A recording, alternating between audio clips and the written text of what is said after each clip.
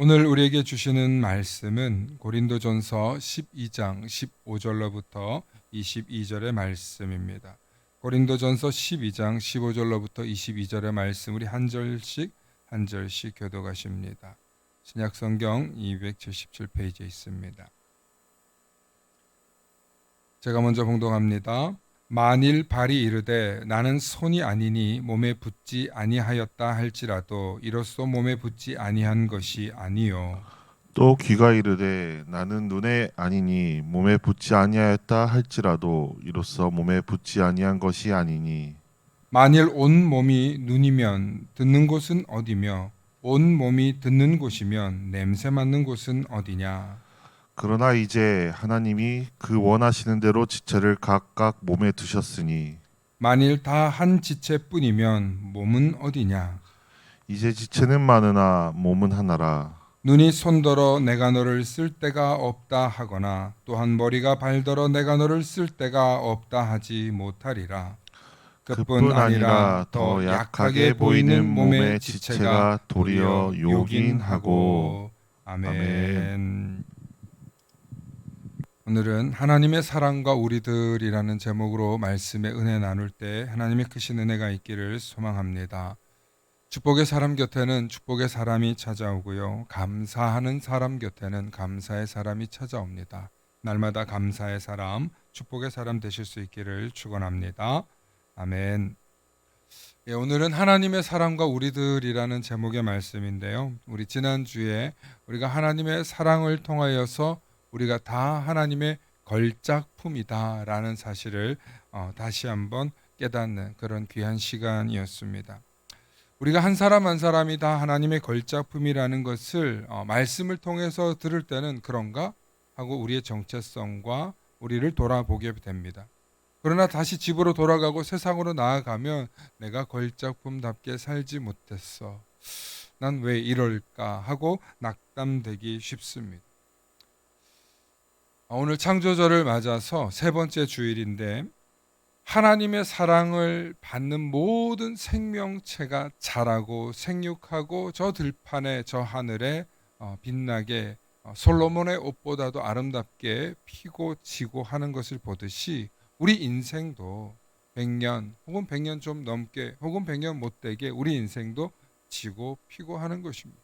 그런데 그 속에서 우리가 그냥 홀로 존재한다면 아름답지 않은데요.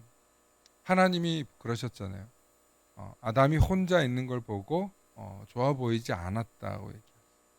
우리가 혼자 있는 것은 참 쓸쓸하기도 하지만 정말 아름답기가 쉽지 않습니다.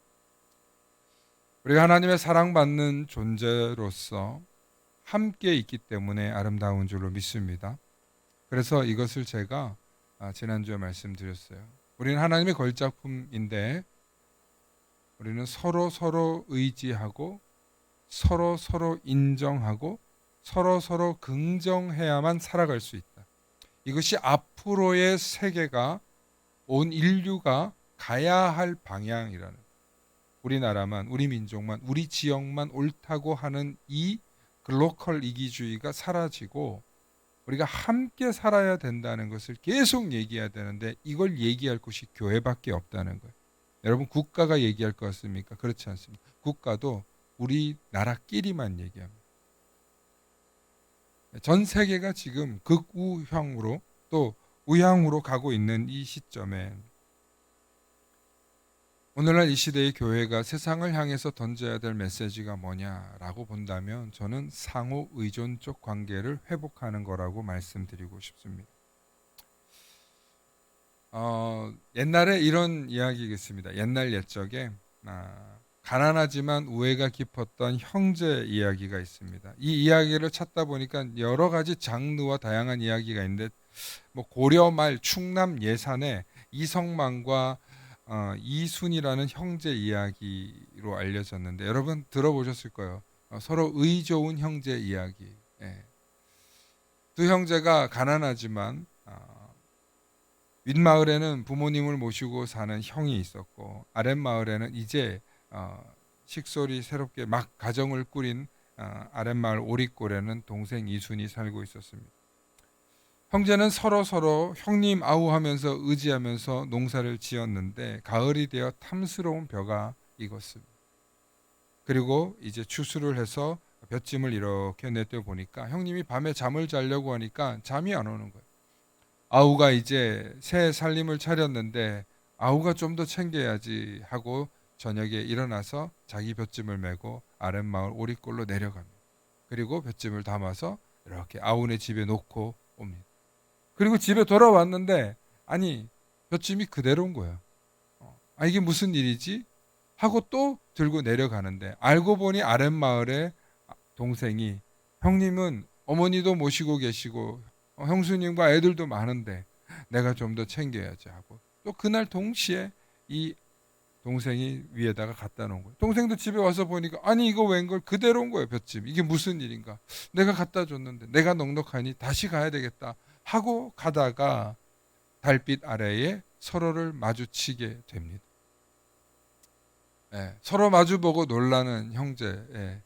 AI한테 만들어 달랬더니만 또 저렇게 만들었어요. 서로 놀랬어요.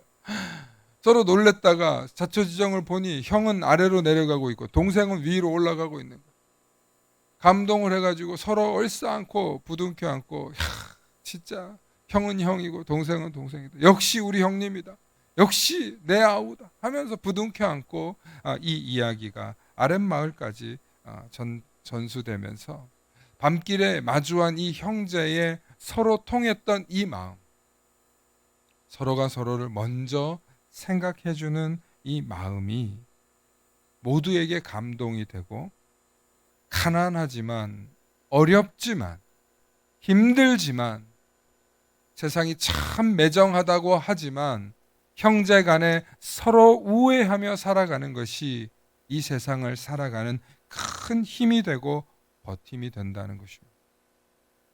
교회 공동체는 이 안에서 우리가 서로를 이런 마음으로 비록 우리가 다른 배에서 태어났지만 다른 시간에 태어났지만 교회 안에서 우리가 어떻게 하면 이렇게 의 좋은 형제처럼 살아갈 수 있을까를 생각해야 한다는 것. 또 옛날에 이런 동화가 있습니다. 서로 싸우고 갈등하는 이념적으로나 뭐 이런저런 갈등으로 갈라지는 이런 우리 민족을 보면서 이런 이야기를 누가 동화로 썼어요. 작은 연못에 물고기 두 마리가 있었습니다.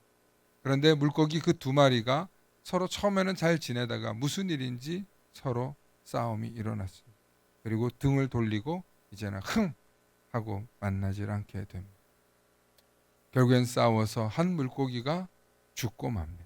죽고 난 뒤에 그 연못이 어떻게 되냐면 허옇게 썩고 맙니다. 결국 혼자 남은 물고기가 살 수 있습니까? 역시나 저도 살지 못하고 죽었다 하는 그런 동화입니다. 여러분 우리가 서로 내가 살아야 된다라고 생각하고 내가 먼저 챙겨야 된다고 생각하면 이런 갈등이 일어나고 결국에는 오해도 생기고 결국에는 함께 살 수 없는 한 공간에서 살 수 없는 문제가 발생하게 된다는 거죠. 우리가 서로를 인정하고 서로를 배려하고 서로를 사랑해야 된다는 것을 배우고 하려고 하는데 왜 잘 안 될까요? 가정에서도 직장에서도 교회에서도 어쩌면 가장 사랑을 배우고 가장 서로를 존귀히 여겨야 되는 오늘 말씀처럼 서로의 지체가 너무 소중한데 눈이 따로 있고 코가 따로 있고 귀가 따로 있는 게 아니라 정말 각자에서 자기 역할을 하는데 눈이 자기가 코라고 주장을 하고 팔이 다리에 붙어 있고 그러면 되겠냐는 거예요. 오늘 저는 우리가 서로 상호 의존적 관계 또 함께 협력하고 살아야 된다는 것을 전하기 위해서 우리가 오늘 회복해야 될 게 무엇인가 한 단어로 얘기하면 한번 따라해 보시기 바랍니다. 공감. 예, 공감하는 거. 공감. 세상은 뺏고 빼앗아야 살아남을 수 있다는 약육강식의 심리가 지배하고 있습니다. 특별히 오늘날 이 시대에 어린 아이들 때부터 모든 것이 이미 성장했고 고도의 성장 사회 속에 살고 있는 우리 젊은이들 또 혹은 뭐 각 가정을 이루는 많은 분들이 살아남아야 된다는 것, 생존해야 된다는 것, 나부터 살고 봐야 되겠다라는 것, 여기에 얼마나 많은 사람들이 시간을 쏟고 물질을 쏟고 마음을 쏟고 있는지 몰라요. 그래서 요즘에는 뭐 20대고 30대고 각자 자기들끼리도 살아가지만 3, 40대가 되면요. 가정을 혹시나 꾸리게 된다면 자기 가족밖에 몰라요. 자기 식구자. 물론 가족을 소중히 여기고 가족과 함께 지내는 거 너무 중요합니다. 그런데 딱 거기까지. 그리고 거기에 정말 많은 돈을 쓰고 시간을 투자하고 있습니다. 가족이 서로 사랑하는 거 너무 중요합니다. 그런데 또 한편으로는 남들과 함께 어울리고 소통하는 법을 점점 잃고 있는 시대를 살고 있습니다. 현재 대한민국은 아파트 1,000만의 시대라고 합니다. 앞으로는 2,000만 시대를 가게 될 거라요. 대부분의 사람들이 아파트 가서 사는 사람이 너무 많을 거라는, 우리 사회가 그렇게 되게 되어 있다는 시스템이 지금.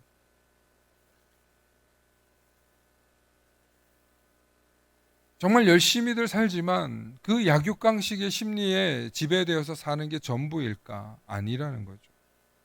우리 마음속에 계속 세상에 나아가서 속으면 안 돼. 사기꾼이 있을지도 몰라. 뒤통수 맞으면 안 돼. 어디 투자했다가 빼앗기면 어떻게?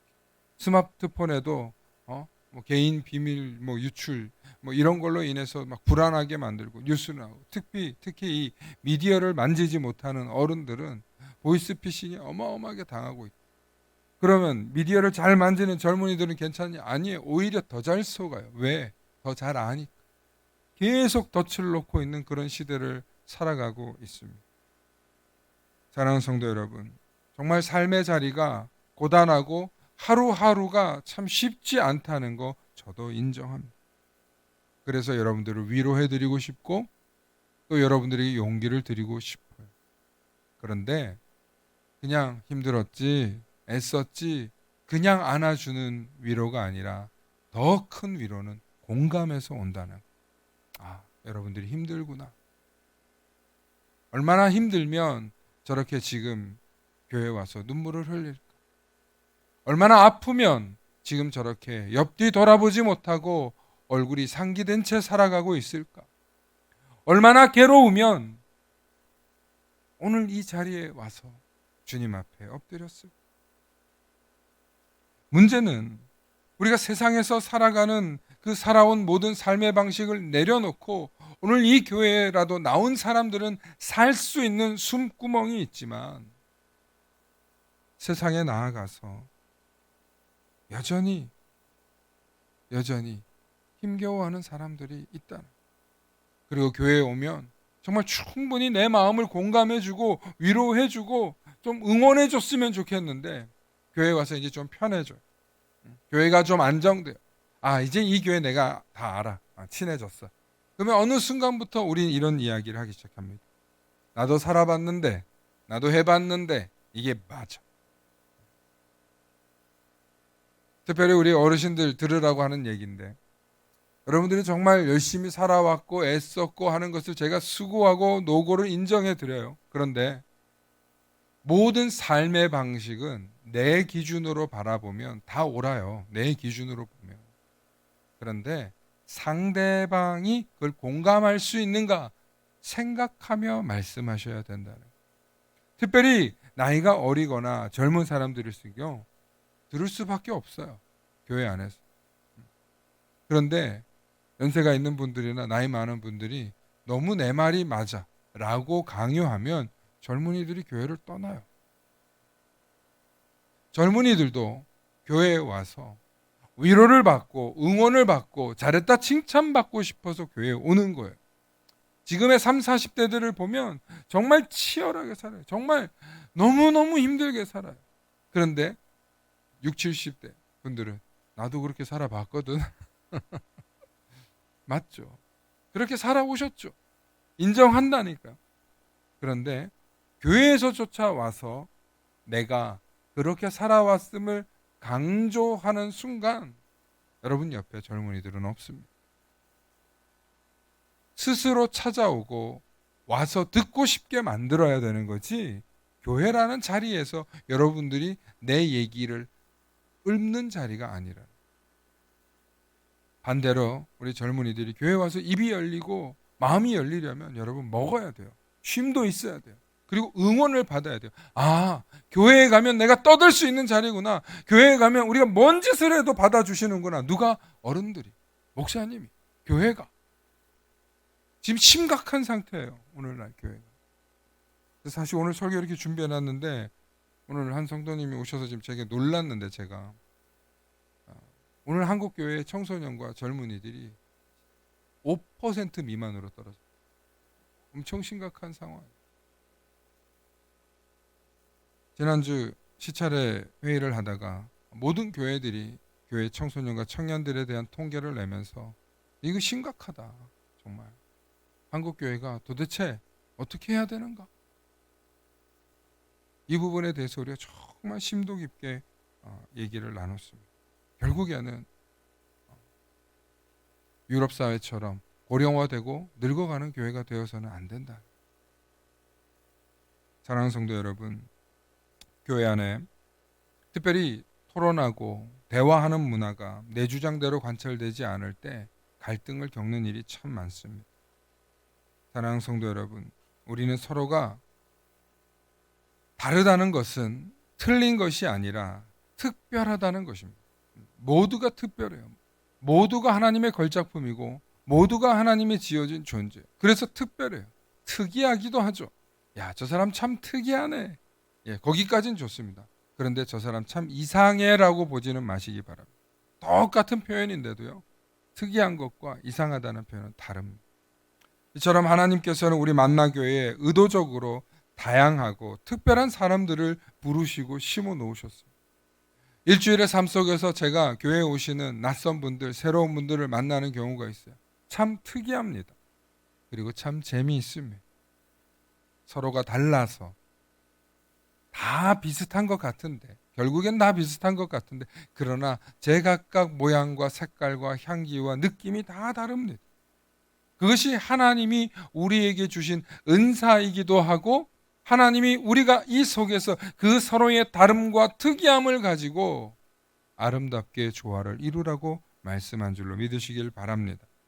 오늘 말씀을 통해서 우리는 모든 지체가 각기 다르지만 얼마나 중요한지 깨닫고, 우리가 서로에게 얼마나 소중한 존재인지, 서로가 서로에게 기댈 수 있는 상호 의존적 관계, 상호 긍정적 관계라는 사실을 잊지 마시는 저와 여러분들 되시길 소망합니다. 그래서 우리는 교회에서 절대로 할 수 없는 말, 해서는 안 되는 말, 혹은 품지도 말아야 될 말이 뭐냐? 서로가 넌 필요 없어, 넌 필요 없어 라는 말, 그런 마음, 그런 생각, 그런 걸 자체를 품어서는 안 돼. 교회 안에서.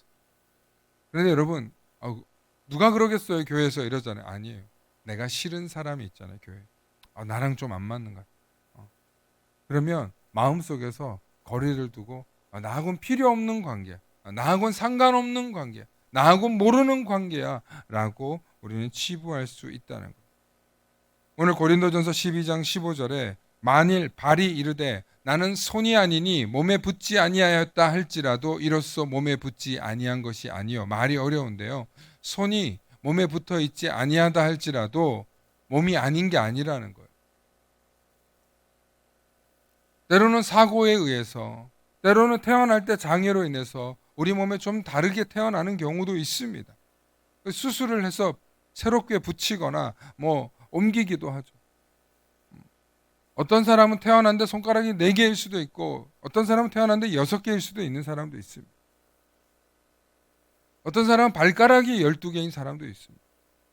어떤 사람은 태어났는데 팔이 짧을 수도 있고 어떤 사람은 길 수도 있는 거예요. 이런 사람 저런 사람 다양하게 있습니다. 성경에도 예수님의 제자들 중에 12제자를 보면 제각각 다 달라요. 베드로는 굉장히 열정적이고 충동적인 사람이었습니다. 반면 요한은 조용하고 사려가 깊은 사람이었습니다. 물론 요한도 불같은 분노를 가지고 있는 그런 사람이었지만 나중에 나이가 들어서 그를 보면 요한이 굉장히 사랑의 사도라는 칭호를 들을 정도로 사려가 깊은 사람이었습니다. 어떤 제자는 의심이 많은 제자도 있었습니다. 어떤 제자는 돈을 좋아해서 결국에는 주님을 배신하는 제자도 있었습니다. 예레미야와 요나라는 선지자가 있습니다. 여러분, 예레미야는 어떤 선지자냐면 이스라엘이 완전히 패망할 것을 예언해야 되는 예언자였습니다. 바벨론의 포로가 되는 것을 바라봐야 하는 예언자였습니다. 그래서 예레미야의 별명은 눈물의 예언자입니다. 반대로 요나는 니느웨로 가서 저기를 구원하라고 복음을 전하라고 하니까 니느웨로 안 가고 어디로 갑니까? 다시스로 도망가다가 물고기 밥 되는 일 있잖아요. 순종하기보다는 불순종하는 그런 선지자도 있었습니다. 교회 안에는 우리가 서로 중요하지 않은 존재가 하나도 없습니다. 다 중요합니다. 한 사람도 하나님께서 소중히 여기지 않는 존재가 없다는 거예요. 어린아이부터 노년에 이르기까지. 저는 80세, 90세 되신 우리 권사님들이 와서 아이고 나는 할 줄 아는 게 없어. 나 이제 못해. 그래서 제가 아니에요. 계시는 것만으로도 존귀합니다. 당신이 계시는 그 자리가 그 자리를 빛낼 뿐만 아니라 이 교회는 어른을 모시는 교회구나. 어른을 잘 공경하는 교회구나. 하기 때문에 권사님 거기 계셔야 됩니다. 라고 제가 말씀드립니다.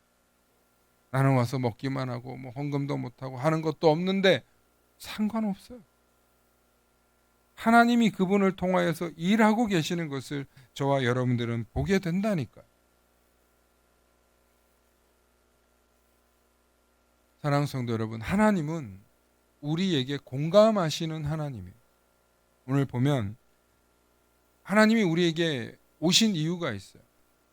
하나님의 공감이 어떤 의미냐면 연약한 우리에게 오셔서 인간의 몸으로 오셔서 우리를 구원하기 위해 오신 그것이 바로 공감이라는 거예요. 공감. 고린도전서 12장 22절에 그뿐 아니라 더 약하게 보이는 몸의 지체가 도리어 요긴하고, 말이 어려운데요. 약하게 보이는 지체. 우리 교회 안에 약해 보이는 사람이 있다는 거예요. 연약한 사람이 있다는 거예요. 성격적으로 연약한 사람이 있을 수 있어요. 물질적으로 연약한 사람이 있을 수 있어요. 지식적으로 연약한 사람이 있을 수 있어요. 관계적으로 연약한 사람이 있을 수 있어요. 환경적으로 연약한 사람도 있을 수 있어요. 그런데 하나님은 그 사람이 요긴하다는, 이것이 교회가, 성경이 역설적으로 우리에게 보여주는 장면이에요.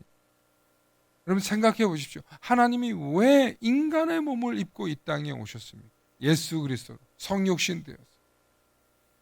인간이 얼마나 연약한 존재인지 뭐 하시려고? 공감하시려고. 공감하고 있다. 나 너 안다. 나 네가 얼마나 아픈지 안다. 난 네가 얼마나 고통스러운지 안다. 또 난 네가 얼마나 작은 거에도 기뻐하는지 안다. 왜? 우린 다 하나님의 형상을 닮았지만 하나님을 닮았다고 하면서도 하나님이 어떤 분인지 너무 몰라요. 그래서 이 땅에 예수님이 오셔가지고 예수님이 인간의 삶은 이렇게 살면 가장 좋아라고 우리에게 보여주시고 승천하시고 가신 거예요. 그리고 제일 대단한 일은 인간의 몸을 입고 오셨기 때문에 죽기도 한다는 거죠. 할렐루야. 신이 죽는다는 게 말이 안 되죠. 인간의 사상 속에는 신은 죽는 존재가 아니에요. 불멸의 존재예요. 그런데 그 신이 인간의 몸을 입고 와서 죽으신다. 그냥 죽는 게 아니라 끔찍한 고통을 당하면서 죽으시는 거예요. 왜? 공감하시려.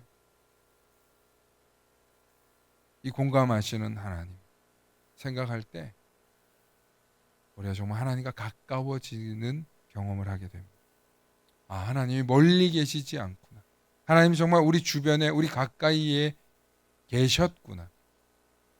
짧게는 2000몇 년 전에 예수로 오셔서 또 지금의 우리 삶 속에서는 성령으로 오셔서 우리와 함께 해주고 계시구나. 가정에 아이들을 키우는 집이 있는데 예를 들면 또 특별히 장애가 있거나 조금 모자라는 아이가 태어나면 모든 부모는 모든 집중이 그 아이에게 더 쏟게 되기 마련입니다. 그냥 한 3명 있으면 골고루 30%, 30%, 30% 에너지를 쏟으면 되는데 꼭 더 연약한 아이가 있습니다. 관심을 더 필요로 하고 돌보지 않으면 정상적으로 따라가지 못하는 그런 자녀가 있을 수 있습니다. 그러면 부모는 더 마음을 쏟는 거예요. 아, 이 아이가 건강하게 살아가게 내가 도와야 되겠다. 교회 안에도 연약한 지체가 있기 때문에 우리가 함께 돕고 위로하는 거예요. 그래서 연약함이 있는 것을 자랑할 수는 없지만 연약함이 있는 것을 비난하거나 필요 없다고 하는 사람은 교회에 아무도 없을 거예요. 우리는 교회 안에 연약한 지체가 있을수록 감사해야 돼. 아, 하나님 멀리 두지 않으셨고 우리가 돕고 섬기고 돌볼 사람이 교회 안에 있군. 최근 한 TV 프로그램에서 한 청년이 엘리베이터 문을 이렇게 계속 안 닫고 그 프로그램에서 누르고 있는 장면이 좀 있었어요. 보니까 한 노인이 느린 걸음으로 저기서부터 걸어오고 있는 거예요. 그냥 청년은 열린 버튼을 계속 누르고 있었어요. 그리고 노인이 들어오면서 한참이 걸렸지만 아유 젊은이 고마워 하면서 엘리베이터를 탔습니다. 이 청년이 그 노인에게 어르신 어서 오십시오. 어르신 그동안 인생을 사시느라 얼마나 수고하셨습니까? 아무 말 하지 않았지만 그 느린 걸음을 기다려주고 짜증내지 않고 오히려 가벼운 미소로 기다려 주었어요. 그게 공감이에요. 별게 아니에요. 우리도 다 늙어요. 우리도 다 나중에 걸음이 느려질 수 있어요. 어떤 존중의 말보다 소중한 건 부탁하지 않았지만 기다려주면서 버튼을 누르는 그 장면이 거창한 공감의 말이 아니라 상대방 입장에서 이해하고 배려하는 작은 행동의 출발이죠. 공감은 별게 아니에요. 사실 우리 삶에서 조금 불편하고 조금 연약한 사람들을 바라볼 때 기다려주는 거예요. 때로는 엘리베이터 버튼 좀 길게 눌러주는 거예요. 누군가 너무 급해서 저기요 잠깐만요 하고 부를 때 얼른 막 다달로 눌러버리는 막 다다다다닥 눌러버리는 사람. 그런 사람이 아니라 기다려주는. 운전을 하다 보면 내 앞에 막 뛰어드는 사람이 있어. 막 아유 급한가 보다. 화장실이 급한가 보다. 뭐 이렇게 생각하면서 특히 영업차들, 화물차들 운전하다 보면 그런 분들 끼기도 하고 실수하기도 그래요. 제가 버스나 영업차들 앞에 절대로 막 끼어들지 않아요. 지나가거나 빨리 가게 냅둬요. 왜냐하면 저거 먹고 살아야 되는 일이니. 우리 교회도 운전으로 먹고 사시는 분들 많은데 이 차량으로 진행하시는 분들 볼 때마다 참 길 위에서 사는 거예요. 길 위에서. 사랑하는 성도 여러분, 하나님이 우리를 사랑하시는데 그걸 하나님이 너무너무 사랑하셔서 우리와 공감하기 위해서 이 땅에 오셨는데 우리는 어떻게 살아야 될까요? 따라합시다. 우리는 사랑한다면 공감하자. 사랑한다면 공감해주자. 네. 여러분 공감과 동정은 달라요. 공감은요, 내가 더 여유가 있고 마음에 힘이 있고 에너지가 있는 사람이 할 수 있는 거예요. 그리고 그 공감이 서로 맞닥뜨려졌을 때 통했구나. 야, 우리가 서로 통했구나 하면서 더 깊은 공감의 관계로 들어가게 됩니다. 세상에는 존중과 배려로 살아가야 된다고 말하지만 존중과 배려를 어떻게 해야 되는지 잘 모르고 살아갑니다. 그런데 여러분, 우리가 하나님의 사랑을 알고 하나님이 우리를 사랑하셨다는 것을 아신다면 우리도 사랑하기 위해서 공감하는 것부터 따라해야 된다는 거예요. 특별히 우리 남자들이 이 공감 능력이 굉장히 떨어져요. 여자들은 어머 맞다 그래 그랬구나, 상대방이 울면 괜히 나도 울고, 그냥 공감의 버튼을 기본적으로 자매들은 갖고 있어요. 근데 이 남자들은요, 공감해야 돼 버튼 온, 그래야 공감을 하기 시작해요. 자, 지금부터 공감 시작 그러면 이제 맞아, 공감해야지. 지금부터 경청 시작, 경청해야지. 이 남자들이 좀 그런 경향이 있어요. 근데 여자들도요, 상처가 많고 아픔이 많으신 분들이요, 공감 능력이 굉장히 떨어지는 걸 봐요. 언어나 말에도 내 얘기하기 바빠요. 노년이 되면 여러분 공감 능력이 굉장히 떨어진다는 거 아십니까? 내가 피곤하고 내가 아프고 내가 지치면 공감 능력이 확 떨어져요. 시간이 없어, 내 얘기 좀 들어봐.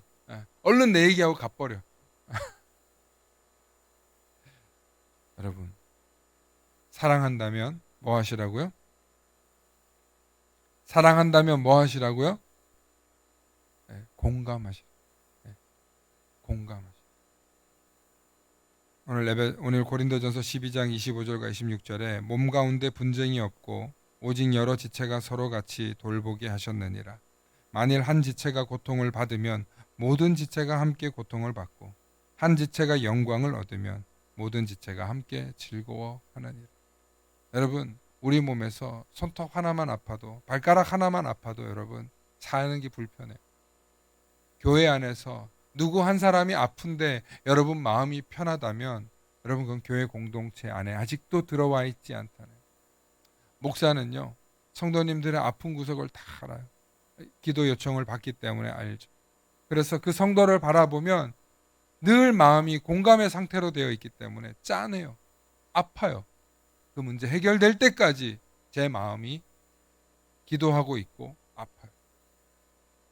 이게 공감이에요. 우리 몸 어디 한 군데가 아파도 병원을 가서 수술을 하고 도려내고 고치고 괜찮아질 때까지 시간을 쓰는 것처럼 교회도 아프고 힘들고 어려운 분들이 그 문제가 해결될 때까지 기도하고 기다리고 공감하고 응원해 주는 사람이 많아야 빨리 낫는 거예요. 빨리 회복되는 거예요. 빨리 일어서는 거예요. 혹은 그 아픈 상태가 오래 지나가더라도 견디고 버티는 힘이 있는 줄로 믿으시길 바랍니다. 이제 말씀을 마칩니다. 교회는 서로의 약함을 통해 하나님의 강함을 보고 서로의 필요를 통해 하나님의 사랑을 배우는 상호 의존적 공동체입니다. 나는 저 사람이 꼭 필요해 해서 저 사람하고만 친해지는 게 아니라 나와는 아무 상관없는 필요 없어 보이는 그 사람, 그 지체도 교회 안에서 한 형제임을 우리가 고백할 수 있어요. 그래서 여러분 대형 교회로 가면 여러분 서로 밑에서 저쪽에서 주차장에서 막 옥신각신하다 들어와 보면 서로 같은 교인인 경우도 있다. 여러분 이게 우리의 오늘날 모습이에요. 교회가 커진다고 중요한 게 아니라 교회가 작아도 왔구나, 반갑고 인사하고 공감해주고 위로해주고 격려할 수 있는 그런 공간이 되어야 될 줄로 믿습니다. 서로 함께 아파하고 함께 기뻐하는 것, 거기서 공감의 능력이 커가요. 제가 한 가지만 더 말씀드리면 지금 삼성이나 글로벌 기업들이 어떤 리더를 찾고 있냐면 특히 젊은 청년 리더들에게 어떤 영역의 능력이 뛰어난 사람을 찾냐면 바로 공감 능력이 뛰어난 사람을 찾고 있다. 근데 이 공감 능력이 아무나 가질 수 없어. 이 공감 능력은 사랑을 받아봐야 할 수 있는 일이고 사랑을 실천해 볼 수 있는 사람은 할 수 있는 일. 그러니까 얼마나 대단한 인재를 요구하기 시작했는지 몰라요. 이 AI 시대에 공감하는 것을, 어쩌면 AI가 공감을 더 잘해요. 아, 그러셨군요. 대화도 얼마나 부드럽게 잘하는지 몰라요. 자기가 못 도와주면 아, 죄송합니다. 좀 더 내가 찾아봐서 답변을 드리도록 하겠습니다. 이렇게. 오늘날 우리 이 시대에, 그러나 기계적인 공감이 아니라 정말 성령을 통하여서 일어나는, 인간에서 느껴지는 자연스러운 인간미가 느껴지는 공감이 우리 예수 그리스도 공동체 안에 있는 교회 안에 성령을 통하여 충만히 흐르시기를 소망합니다. 함께 기도하십니다. 사랑과 은혜의 하나님, 우리에게 예수 그리스도의 몸인 교회의 신비를 깨닫게 하시니 감사합니다. 우리 안에 서로의 다름을 인정하고 또 존귀히 여기며 서로의 지체를 더욱더 사랑하며, 특별히 연약한 지체가 있다면 우리가 위로해주고 또 응원해주는 공감의 능력이 뛰어난 교회 되게 하여 주시옵소서.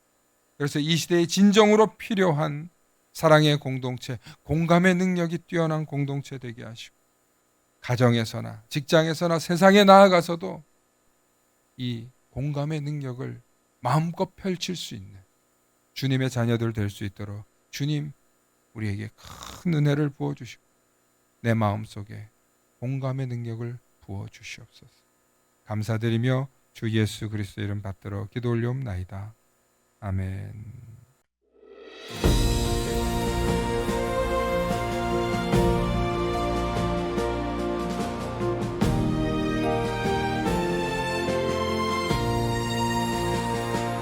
나 하늘로 돌아가리라. 새벽빛과 닿으면 쓰러지는 이슬 더불어 손에 손을 잡고 나 하늘로 돌아가리라.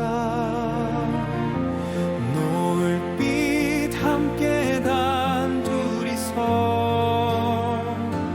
기슭에서 놀다가 구름 손짓하면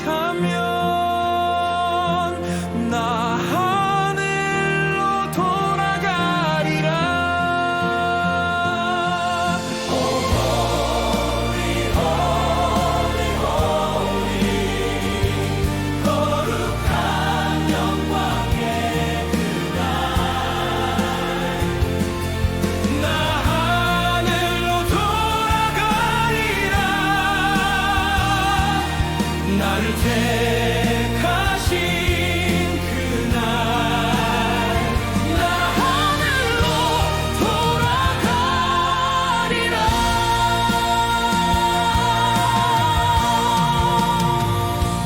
나 하늘로 돌아가리라. 아름다운 세상 소풍 끝내는 설레고 기대하는 부푼 마음으로 나 하늘로 돌아가리라. 이 땅에서 동무들과 뛰놀던 소꿉장난 모두 내려놓고 부르신 그날 나 하늘로 돌아가리라.